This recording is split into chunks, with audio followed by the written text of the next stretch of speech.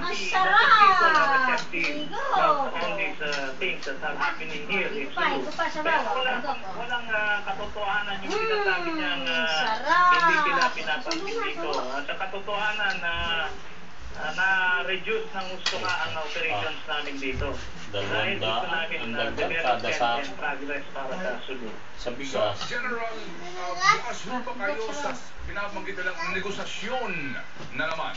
Hindi na naman ang dagdag alam niyo po, since day one, open ang local government official at ang Roland Alvin ka, sinamagal magaling.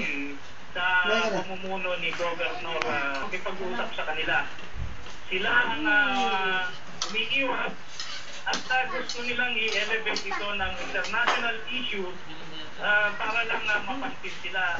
Hindi naman kailangan na ganyan. Problema ng Sulu, mga tao rin ng Sulu ang magre-resolve po ito. General, ano po ang inyong mensahe sa mga miyembro ngayon at kanilang leader ng Kausaya na nanonood ngayon sa atin sa TV Control? Kung ano po ang inyong nais paabot sa kanila at ang punto po yung binabanggit po ng ilang...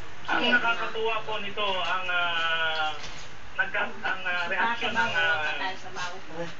mga tao dito sa lalawigan ng Sulu. Lahat po ng sektor, they have expressed their